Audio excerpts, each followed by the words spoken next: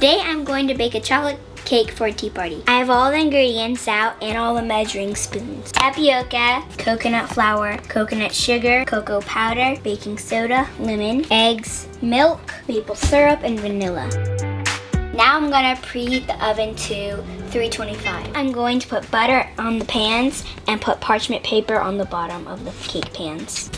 Is that the trick? Use your fingers? Yeah. Where'd you learn that trick? It's just common sense. You don't have to film the second one. I always do the sides for that the cake doesn't stay in the pan when I try to get it out in the, like all the side of the cake would come out, only the middle would come out if I didn't do the sides. So now I'm going to put the cake pan at the bottom and draw around in a circle. And then I'm going to cut around the circle. Now I'm all done and I'm going to put it at the bottom of the pan.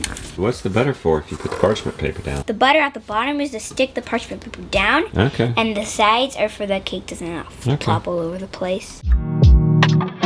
Now that I'm done with prepping the cake pans, I'm gonna put them aside till the batter is ready. Now I'm going to start on the batter. First, have a cup of butter. There we go. Now I'm gonna add it to the bowl. Half a cup coconut sugar. 1/4 cup maple syrup. Now I'm squeezing some lemon juice for the batter. 1 teaspoon lemon juice. Oops, that's a little much. Now I'm going to put the mixing bowl with the electric beater and turn it on medium until it's nice and smooth. Now I'm going to scrape all the batter down before I do the next step. Now I'm going to do the eggs. I'm going to put one in at a time while the beater is going out. I'm going to crack 1 egg at a time into rotten egg. Oh, well, it's a good thing we did it one at a time. I don't think it is, but it is weird, isn't it? Let's not do I'm it. not going to do that in my so egg. Do one. Okay, I need another egg. Will you grab me one? It's a gamble. Especially from these. We kind of found these. What's wrong with those 2 eggs? Nothing. I just need one more out of this egg. Oh, okay. That's a good one. Okay, I'm going to crack 1 egg at a time into the bowl. Then I'm going to turn on the mixer on medium again and add in the egg. And while that mixes, because it has to mix a lot between eggs, then while it mixes, I'm going to crack another egg into the bowl and add that. 1 more egg. I also do this because if there's any eggshells, I can take them out easily. So that has to whisk for like a minute or 2. Now I'm going to turn off the mixer and scrape down the sides again. Now I'm going to get a bowl out and add all the dry ingredients into this. 1/4 cup tapioca or arrowroot. 1/2 cup cocoa powder. 1/2 cup coconut flour. 3/4 teaspoon baking soda. 1/4 teaspoon sea salt. Now I'm going to whisk all the dry ingredients together. 1/3/4 cup of milk. So now I'm going to take turns adding this. First I'm going to add the dry ingredients, then I'm going to add milk, then I'm going to add some more dry ingredients and some more milk. I'm just going to do a little bit of it.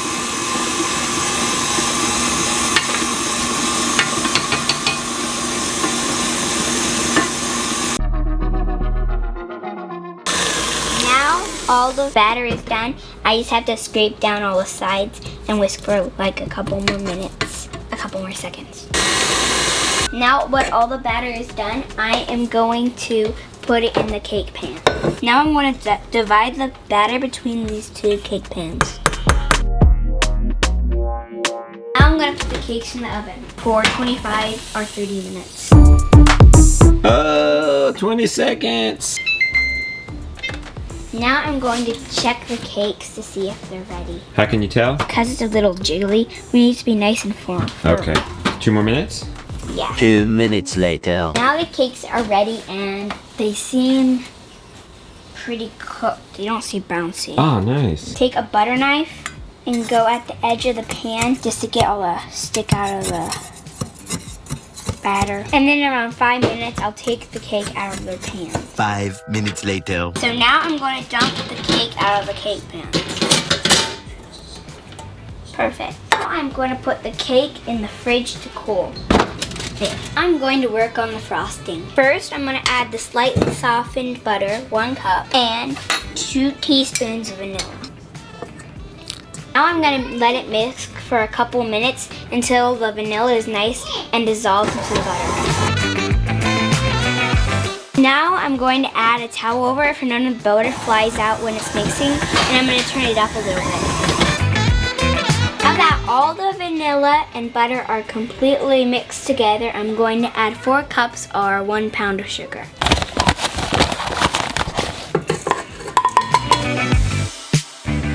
Then I'm going to cover it with a towel again for none of the sugar falls out and turn it on low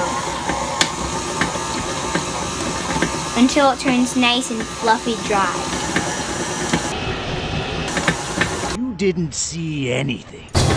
I'm going to turn off the mixer and add some milk since it's still pretty dry. 4 or 5 tablespoons of milk because I like the frosting to be pretty liquidy. I'm going to mix for a couple more minutes on medium to get it all mixed. And maybe add another tablespoon while it's mixing. All the frosting is ready because it's all fluffy, nice and firm enough. I think I might need to mix it a little bit more. I'm going to get everything like all the clumps of butter still in there. Seems pretty done. Now it's actually really done. I'm going to take out almost all the frosting and leave a little bit of frosting. Then I'm going to blend up these freeze-dried raspberries and the frosting's going to turn pink. And that's going to be for decoration. Will you feel this cake? Do you think it's warm enough for butter to melt on it? No, it's not very warm at all. I just wanted to make sure because if you put frosting on a cake that's still pretty warm, the frosting will melt because if there's butter in it, the frosting will melt. Oh, good to know. Now I'm going to take a scoop of frosting and put it in the middle of this cake. A little bit more frosting than that, nice and thick. A chocolate cake with thin frosting is not good. It needs something to give it something nice and fluffy and sweet. Now I'm going to add the second cake and put it on just like that. Then I'm going to put a scoop of frosting more on the top of the cake. Spread it on the top.